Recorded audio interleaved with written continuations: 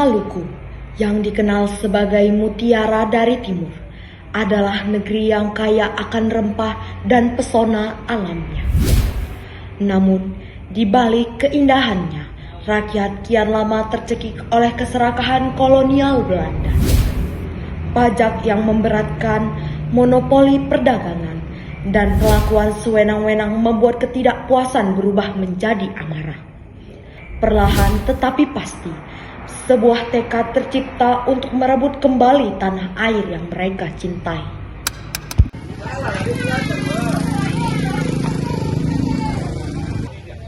Ini ada bawang hasil panen kami sendiri,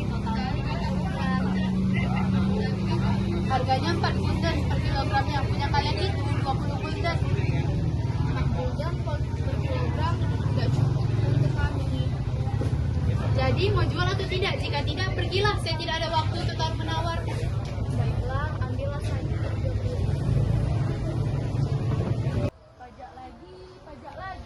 Sampai kapan sih kita harus menyerahkan hasil tangkapan ini? Hasil ikan yang kita dapat semakin sedikit, tetapi puntitan mereka tak pernah berkurang. Stop.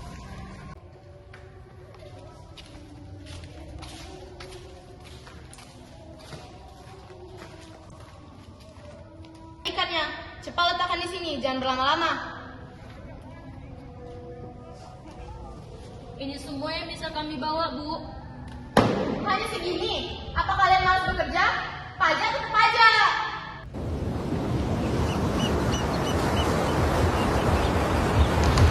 Maaf Bu, uang saya mana ya? Saya, cuma kan sudah dipotong pajak. Tunggu Bu, mana mungkin saya pulang tanpa peser uang sedikit pun. Kau terlalu banyak alasan, disebut ikan saya. Mei 1817, di tengah gunung yang sunyi dan jauh dari pengawasan kolonial, rakyat Maluku berkumpul dengan satu tujuan: menyatukan kekuatan untuk menentang kesewenangan Belanda. Dalam pertemuan itu, para kapitan besar dan rakyat memutuskan untuk mengangkat seorang pemimpin yang mampu memimpin perlawanan.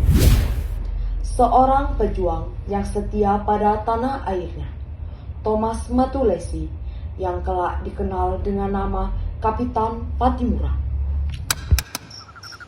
Saudara-saudaraku, lihatlah keadaan kita sekarang ini. Tanah ini, tanah leluhur kita, telah diinjak-injak oleh keserakahan Belanda. Belanda telah membuat kita tertindas, merampas hasil bumi kita, merampas pajak kita, dan membawa anak-anak kita untuk menjadi budak bagi kekuatan mereka. Maka dari itu, kita butuh seorang pemimpin. Seorang pemimpin yang cerdas dan punya kemampuan untuk memimpin kita dalam perjuangan ini. Maka dari itu, saya akan menunjuk Thomas Matulesi sebagai kapitan besar kita. Ya, Patimura, Thomas Matulesi pantas memimpin kita.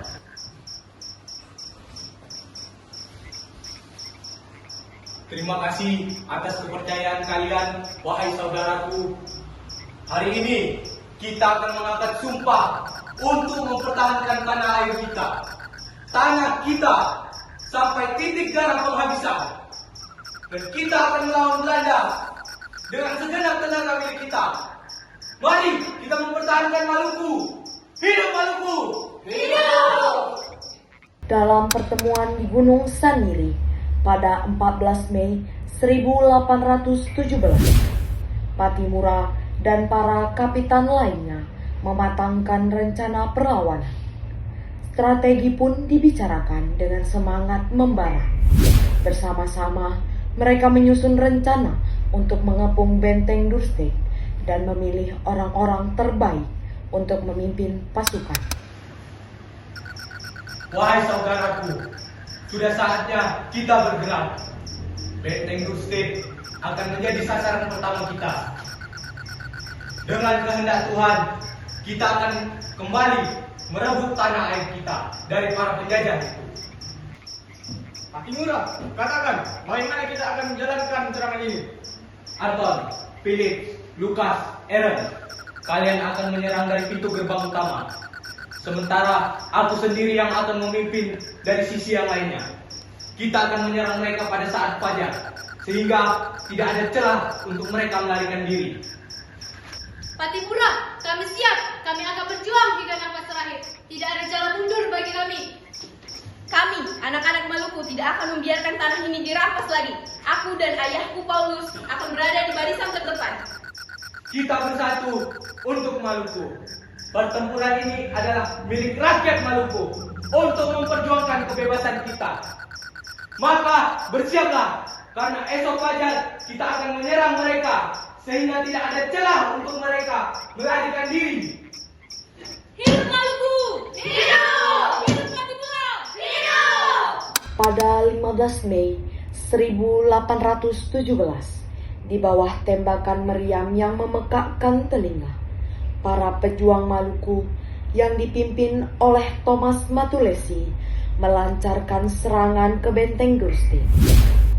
Tanpa gentar menghadapi hujan peluru, mereka menerjang, merobohkan gerbang, dan akhirnya menguasai benteng. Kegigihan mereka berhasil membawa kemenangan bagi Maluku, dan Residen Vandenberg pun tak mampu menghindari dari takdirnya. Saudara-saudara, hari ini kita rebut tanah milik kita untuk Maluku, untuk kebebasan kita.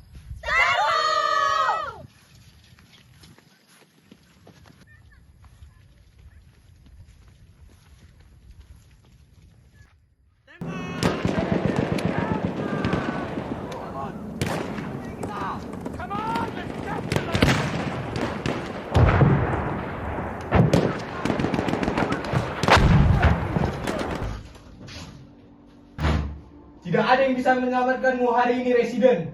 Tanah ini bukan milikmu. Kalian tidak tahu siapa yang kalian hadapi. Company tidak akan diam. Kalian semua akan hancur. Tolong lakukan sesuatu. Kita harus keluar dari sini. Diam! Aku yang memutuskan di sini. Ancamanmu tidak berarti. Ini adalah akhir bagimu. Pattimura, anak ini masih terlalu muda untuk menerima balasan kita. Bawa dia keluar. Ini adalah aib bagi mereka yang menjajah kita, bukan untuk mereka yang berdosa. Baiklah. Keruntuhan benteng Gurstede dan kematian Residen Vandenberg menjadi pukulan besar bagi Belanda. Gubernur Maluku merespon dengan cepat, mengirim 300 pasukan tambahan dari Ambon yang dipimpin oleh Mayor Beach. Tanpa ragu, mereka berlayar menuju Saparua, mengira bahwa perlawanan Pattimura hanyalah pertempuran kecil. Namun, Pattimura sudah menyiapkan penyergapan cerdik di sepanjang pesisir Saparua, menanti kedatangan mereka. Banyak keributan karena hanya benteng kecil dan pemberontak desa. Presiden Vandenberg sangat bodoh. Seharusnya benteng itu tidak akan jatuh. Benar Tuan Mayor, pemberontakan ini tidak akan pernah bertahan lama terhadap kekuatan kita. Dengar baik-baik. Jangan serang sampai mereka mendekat. Kita tunggu mereka sampai cukup dekat. Lalu kita serang mereka dari segala arah. Jadi mereka tak punya jalan untuk mundur, Kapitan. Benar sekali. Agar mereka tahu bahwa Maluku bukan tanah milik mereka. Bersiaplah. Siap, Kapitan.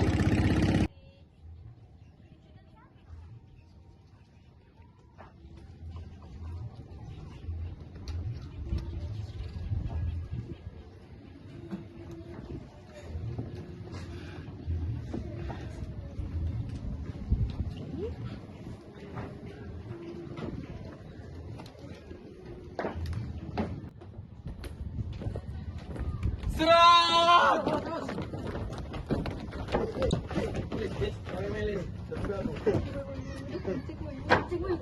Maluku! Hidup Maluku! Hidup Maluku! Hidup Maluku! Keberhasilan Pattimura di benteng Gurstede dan serangan di pesisir Saparua membuat Belanda memperketat pertahanan mereka. Pada 1 Juni 1817, benteng Zeelandia diperkuat oleh pasukan dari Ambon di bawah pimpinan Komandan Groot.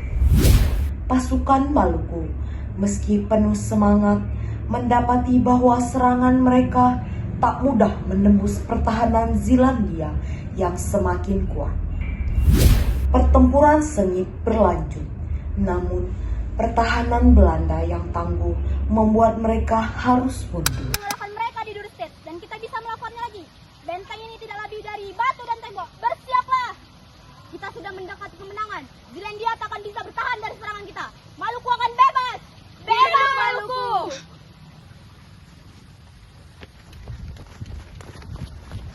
Ini bukan benteng sembarangan. Mari kita pertahankan Zeelandia sampai titik darah penghabisan. Tunjukkan kekuatan Belanda.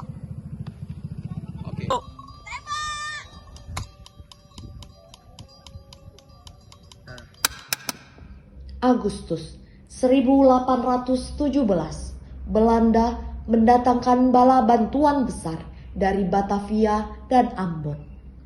Lengkap dengan peralatan perang yang lebih canggih. Hari demi hari, benteng Duurstede dihujani meriam dan tembakan, membuat pasukan Pattimura harus berjuang keras mempertahankan benteng yang mereka rebut dengan penuh pengorbanan. Di tengah serangan yang terus menguat, Pattimura menyadari bahwa kekuatan mereka tak lagi mampu menahan gempuran lawan yang semakin besar. Kita harus bertahan. Benteng ini adalah milik kita. Jangan biarkan mereka masuk dengan mudah. Serang!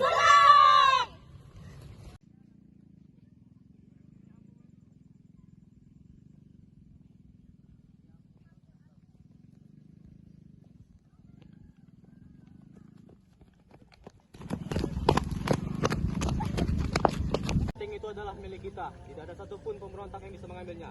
Siapkan semua senjata. Kita tidak akan berhenti sampai benteng itu runtuh. Bersiap semuanya. Siap, Kapten!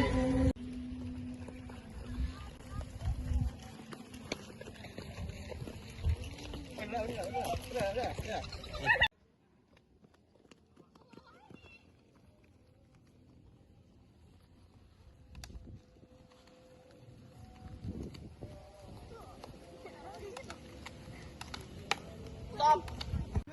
Jangan beri mereka kesempatan lari. Kejar mereka.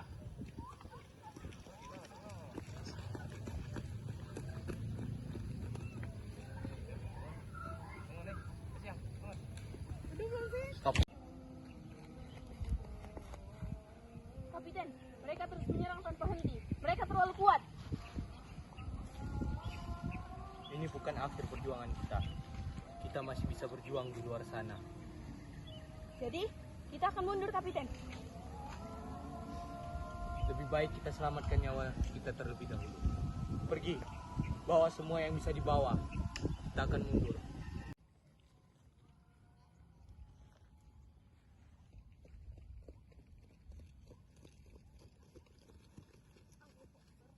Setelah kembali ke tangan Belanda, dengan ini kita mengakhiri pemberontakan mereka.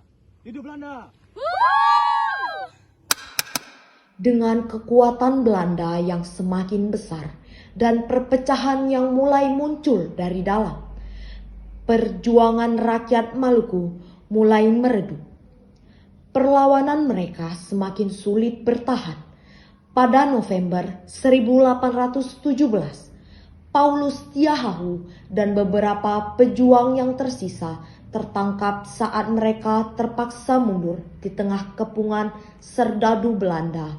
Dan pada Desember 1817, perjuangan Pattimura harus berakhir dengan pengkhianatan.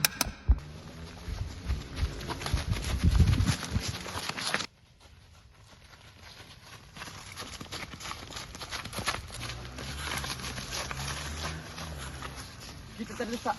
Belanda sudah mengepung di semua sisi. Mereka semakin dekat, Kapten. Kita tidak punya pilihan lain. Tenang, meskipun mereka menghancurkan keberanian kita, jangan menyerahkan diri begitu saja.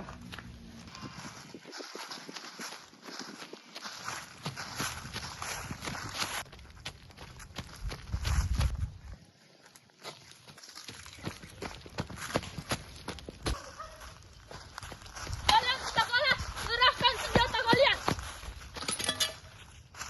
Perjuangan ini belum berakhir. Meski harus dilanjutkan tanpa kita. Diam, kalian adalah tawanan kami sekarang. Di tengah keheningan malam, 11 Desember 1817. Pattimura dan pengikutnya bersembunyi di sebuah rumah di hutan Boy. Tanpa perbincangan, mereka termenung dalam diam. Tiba-tiba terdengar keramaian dari luar. Pintu terbuka oleh tendangan keras dan beberapa tentara merangsek masuk, mengarahkan senjata ke semua orang. Thomas Maculesi, serahkan dirimu sekarang. Kau sudah terkepung.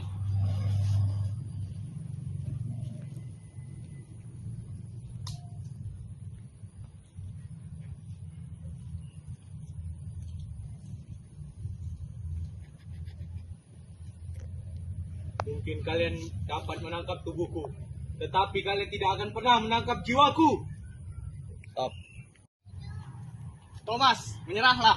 Tempat ini sudah dikepung. Kau tidak punya jalan untuk keluar. Pengkhianat! Aku berjuang demi tanah ini, demi rakyat, dan demi dirimu. Tetapi kau menjual harga dirimu demi keamananmu. Kau tidak akan menang, Thomas. Perjuanganmu hanya sia-sia. Lebih baik kau terima kenyataan ini. Stop. Akan menang, Thomas. Perjuanganmu hanya sia-sia. Lebih baik kau terima kenyataan ini.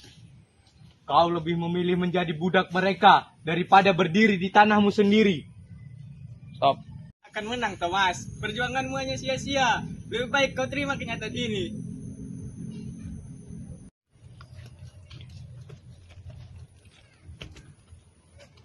Akhirnya pemberontak besar Maluku telah ditangkap. Besok kau akan menerima hukuman yang setimpal. Pada 16 Desember 1817, perjuangan Pattimura mencapai akhirnya. Ditangkap oleh Belanda, ia dijatuhi hukuman gantung sebagai peringatan bagi siapa saja yang berani melawan kekuasaan kolonial. Namun, semangat pejuang tak berhenti di situ. Christina Martha Tiahahu yang bertekad melanjutkan perlawanan turut bergerilya di hutan bersama 39 pejuang lainnya. Sayangnya, mereka pun akhirnya tertangkap dan diasingkan. Pada 2 Januari 1818, Christina meninggal di tengah perjalanan. Tubuhnya lemah, namun jiwanya tetap teguh. Dengan berpulangnya para pahlawan ini, berakhirlah sudah perlawanan rakyat Maluku yang dipimpin oleh Pattimura pada tahun 1818. Meski mereka telah gugur, semangat mereka terus hidup di hati bangsa, menjadi simbol keberanian untuk generasi yang akan datang.